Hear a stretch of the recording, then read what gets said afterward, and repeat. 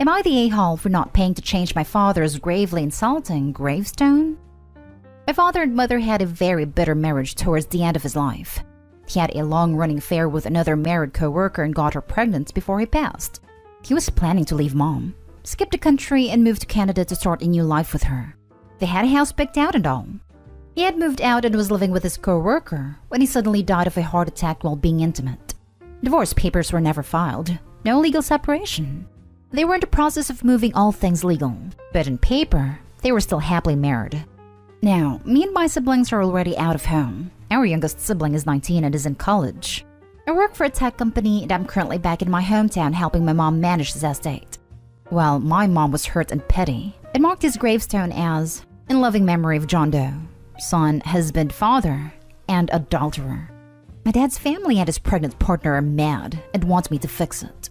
I personally think it's fine, as that's who he was. He was all of those things, and since it's my mom's plot, I can't do anything. Am I the a-hole? Now for the top comments. I would die, no pun intended, if I was walking through a cemetery and saw that. Your mom is an icon. Not the a-hole. I hope she burns his old shirts or something. Also, while going through estate papers and talking to lawyers, ask about what rights the side piece will have in claiming money for her kid, since it was your dad's kid too. Just so you're all prepared. Side piece is currently 9 months pregnant, about to pop any day. My mom is lawyered up, and since my dad died intestate, according to our state laws, everything goes to mom. Mom won't leave anything for side piece. She's going to leave it for us once she passes. Not the a-hole. And since it's my mom's plot, I can't do anything. So not even your drama. My dad's family and his pregnant partner are mad and want me to fix it. Stay out of it. Tell them to talk to your mom. They want me to convince my mom to fix it. My dad's family have tried talking to her, but she has stopped taking their calls. There is nothing I can do. My mother owns the headstone. She's given you the answer. And don't answer anymore. Everyone sucks here. Your dad is the a-hole for cheating, and your mom is the a-hole for writing something so horrible on his gravestone. The kid will never know their father will forever see this. And not only that, Opie seems really sour, which of course it can be. Rightly so. Your father left your mom for another woman. But in a sick way, you're also punishing that child. By not only helping to not get adulterer removed, despite how funny to us, but won't be to them. It's just hurtful. But also by not sharing the part of inheritance in the future that should have been your half-siblings too. You've stripped the child of any connection and financial support they would have gotten from your collective father. It's like you want to ignore the sibling like it doesn't exist. They do. Next story is titled, Am I the a-hole for saying that my boyfriend had a lifetime commitment to his ex since they are co-parents? My boyfriend used to be married to Jennifer, and they have twins. I had never dated a father before, so I really didn't know what to expect. Anyway, my boyfriend and Jennifer are co-parents and split the parenting duties pretty equally. They see each other a lot and communicate a lot about their sons. I realized after we were together for a year that things really weren't working for me. I knew my boyfriend had a commitment from before me to being a father, and that would be a lifelong commitment. I felt okay with that, and felt like that made him a good dad and a good man. I didn't realize that also meant he'd have, what I see to be, a lifelong commitment to Jennifer. To co-parent well, they have to communicate often, see each other often, work through disagreements or stressors respectfully, share holidays, stay in touch with each other's families, etc. I felt like those were things I respected him for doing, but I also didn't feel like were what I wanted in a partner. I want a partner who commits to me alone and no other woman, and I want to feel like life decisions are made between me and my partner primarily, not between my partner and his co-parents primarily. I felt like the main relationship in the dynamic was my partner and Jennifer. So I talked to him after about a year, saying that I respected his commitment to his family a lot, but I didn't feel like the relationship was working for me, because I couldn't make a life with someone who already had a lifetime commitment with another woman. My boyfriend was really upset with me for saying he had a lifetime commitment to Jennifer, saying that they were divorced. I said maybe not a marriage commitment, but they definitely have a lifetime commitment to raising their children together. They will always be the parents of two lovely boys who will be in their lives hopefully for their whole lives. And with that family, they would always have a commitment to their family and to each other. And that I was happy they could do that for their children's sake, and I respected. But it wasn't for me. My boyfriend was really angry, saying he never wanted to commit to Jennifer, She pressured him into marriage since she got pregnant young. And she isn't his girlfriend or anything but the parent of his children to him. It is offensive to him to say he has a lifetime commitment to her. This is where I probably messed up. But I said, but you do.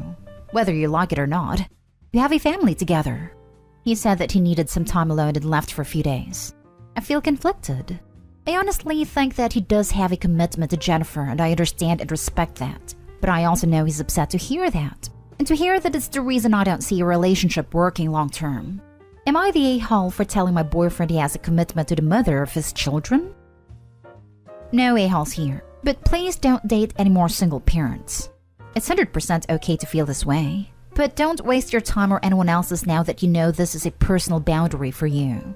I actually applaud you for not asking him to make a decision between you, and knowing that his children will always come first.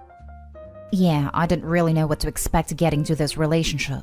I felt like I might be getting in out of my depth, since it started as a casual fling, and we only got together when we started having feelings for each other.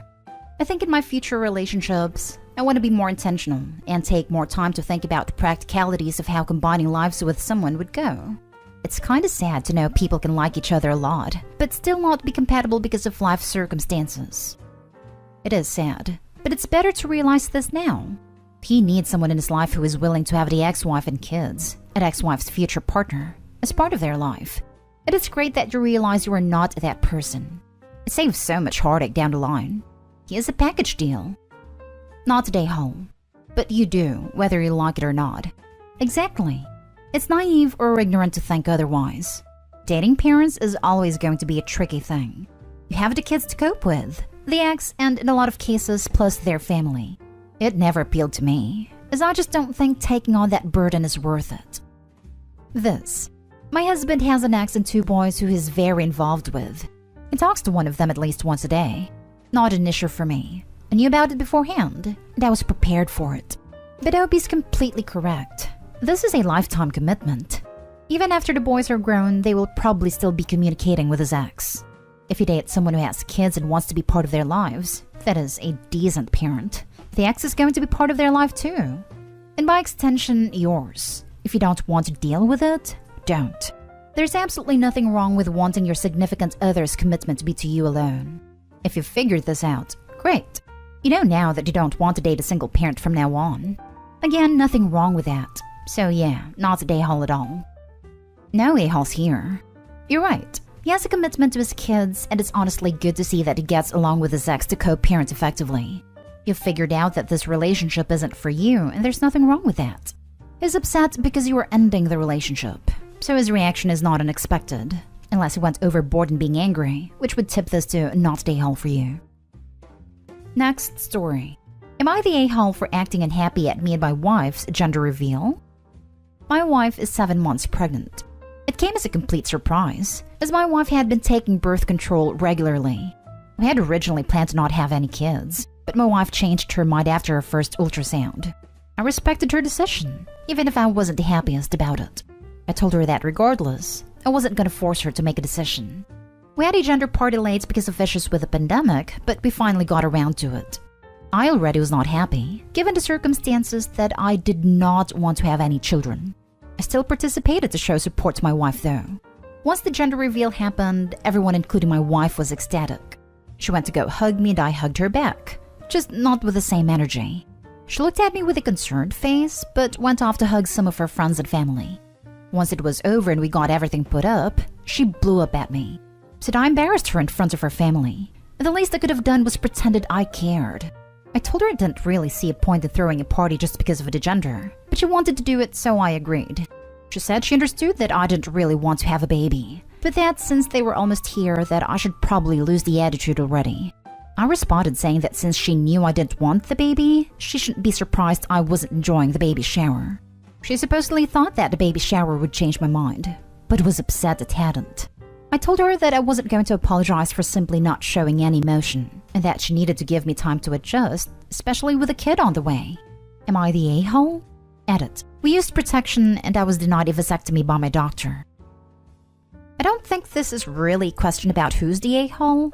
I think your world is changing dramatically in a way which you weren't prepared for, and that therapy is almost definitely required. It's not wrong to be freaked out, But you've decided to go ahead with this, and now you need to find a way to come to terms with it, ideally before the kid arrives, so you can parent your child in the fullest and best way possible. I said her decision because ultimately it was. She's the one carrying the baby, not me. I couldn't force her to terminate even if I wanted to. And yeah, it could be a fear of unknown. I'm not sure. I'm still with her because I do believe I can have a change of heart once I hold our kid. I just have a lot going through my head at this point. Please get therapy immediately. You need to process this, preferably before the baby is born. Your wife must already feel really alone in her pregnancy. And when she gives birth, she is really vulnerable and shouldn't have to worry about you. It sucks that this happened to you. But it's not fair on your wife and child if you resent the child. Therapy can help with that, or at least make clear how you wish to proceed. You're not an a-hole for being nonplussed at a gender reveal. Gender reveals are stupid. But man, you need to check your attitude. If you are not willing or able to be all in with this kid, remove yourself from the situation and commit to paying child support. I get that you didn't want a kid, but it is happening. You did it. And the kid does not deserve a father who isn't going to give their all. A father whose attitude towards them is, I didn't want you. Your wife is right. You don't need to lose the attitude already. If you think you can lift yourself, if you think there's a chance that dad mode will kick in when the baby is born, then great. But start doing it now. For your sake and for your wife's. Not going to give a ruling because I don't think you're an a-hole. You just need a whack around the head. You're the a-hole. Not for not spontaneously being excited for a child when you don't/didn't want a child. But you're the a-hole for making it so obvious, especially at a party. Sorry to say. But unless you think you could pull it together and generate some excitement, I think you should look into divorce. Because there is going to be a child. And in my opinion, as a child of divorce, I would say having a single parent is better than having one of two parents obviously not give a crap about you. I agree with this. If you're going to be simmering with resentment for much of the child's life, that's awful for all involved. Now for the last story. Am I the a-hole for sending my son to his dad after he broke his sister's phone just because she called my husband Dad? When my husband first met my kids 4 years ago, Sarah 14, Jonathan 17, things were tense. Although my husband loved them instantly, Jonathan decided to make it hard and influenced Sarah to do the same. He treated my husband poorly, called him the guy mom married, broke/threw his stuff, and shut him out when he tried to get close. We got family therapy, but Jonathan refused and tried to stop Sarah from going. Sarah was hesitant, saying she promised Jonathan not to do what her stepdad wants, and was afraid he'd get angry. She then attended therapy, and things started working out between her and my husband. They got close, which upset Jonathan, who tried giving Sarah, didn't know then, punishments for betraying his orders. We tried getting Jonathan in therapy again, but my ex defended his decision and demanded we leave it alone. Things have calmed down. Then yesterday morning at 8, Sarah rushed into the kitchen where I was washing glasses while Jonathan and my husband was sitting having breakfast. She was looking for her phone charger but didn't find it in her room. She quickly turned her face towards my husband and said, Dad, Jonathan, have you guys seen my phone charger? Me, my husband, and Jonathan paused. This was her first time ever calling him Dad, and it came unexpectedly and naturally. My husband tried to answer but was too overwhelmed to speak. His eyes were teary. He couldn't hide it even when he tried. Sarah didn't even notice. She just rushed out to keep looking. Jonathan followed her. My husband bit his lips and kept looking at me, then started crying. I was genuinely smiling, which awful since he was crying a mess, but I was just so happy for him. Then I heard noise coming from upstairs. It was Jonathan yelling at Sarah for calling her stepdad Dad. He punished her by throwing her phone and breaking it. She cried, telling him to leave her alone, but he kept yelling, saying she betrayed their real dad and called this guy Dad. I got involved and asked him why he broke Sarah's phone. He called her a traitor, but I replied my husband did nothing to treat him this way, and his behavior was out of line. I said he either respected this household, his stepdad, his sister and me, or go stay with his dad till he agrees to get therapy and change his behavior. I contacted my ex saying Jonathan will go stay with him for now. And therapy is in order since I can't let him intimidate Sarah, especially after Sarah told me she's afraid of him. My ex fought me, saying I chose a guy over my own son. Typical. He got his family involved, and they all called me cruel for kicking Jonathan out of his own home, even after I explained how he's been treating his sister. I gave him options: get therapy or stay with his dad. No one seems to agree with me, but I think that no one is seeing, or maybe they're turning a blind eye, how Jonathan has been mistreating his sister. She needs to feel safe in her own home, and be able to express herself without being punished/intimidated by her older brother. Not today, home. Your son is mistreating your daughter. You're not picking your husband over your son. You are protecting your daughter from your son. And maybe it's for the best that he stays with his dad if he finds your husband so offensive to the point where he acts out like this. Your ex is also partially to blame for enjoying the treatment your son dishes out to members of the household, due to his dislike of you remarrying. I understand he's hurt, but that doesn't give him a right to destroy or break property that doesn't belong solely to him. Therapy or move to dad sounds pretty darn reasonable in my opinion.